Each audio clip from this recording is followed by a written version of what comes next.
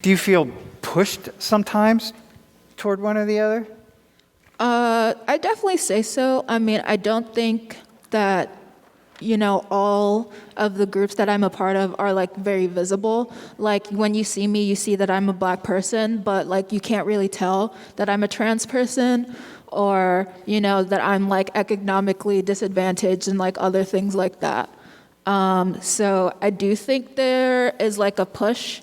Like I definitely experience, what it feels like to be black more than like the oppression of some other things, I guess. But yeah. When people link minority with oppression, like, you know what I mean? Minority is like something that's like, it just becomes something that's kind of sad or negative. It's like, oh, like poor minority. You know what I mean? It's just seen that way. It's like, not something that like, wait, hang on a minute. Why do we have to always link these two together? And when we link that, it creates a divide between us. So I'm wondering for the two of you in particular, as Americans, right? When people link minority with oppression, like, well, do you have any thoughts on that? The first thing that came to mind was like the justice system in America and how it's like, it's disadvantaged for like Black Americans. So then that's when I see, like when you were talking before, like a few minutes ago about like people saying, well, why can't we just all be Americans? Why can't we all just be Penn Staters? Why can't we all? And it's because there's like things that are embedded within our system that you have to live with on a day-to-day basis, like things that just are happening and that you're going to be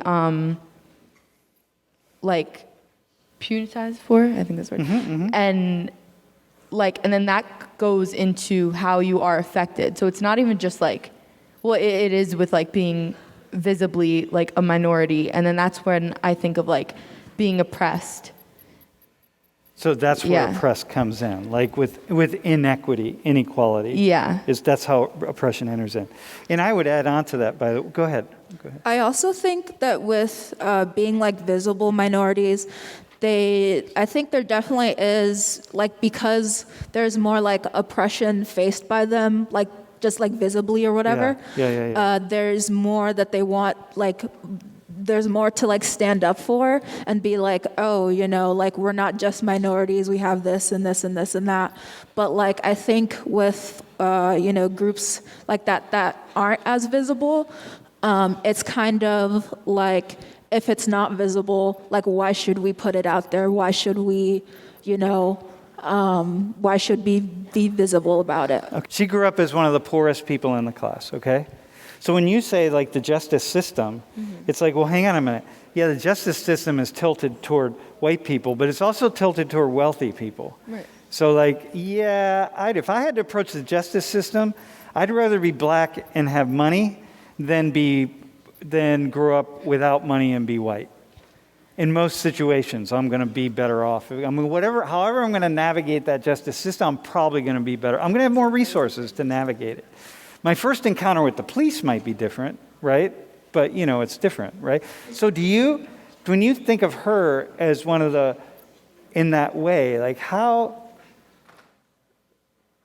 where's that word oppression come in? Either of you.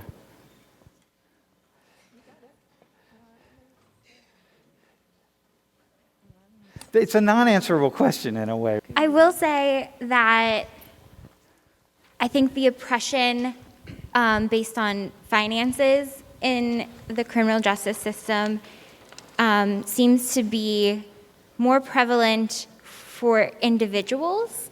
I think that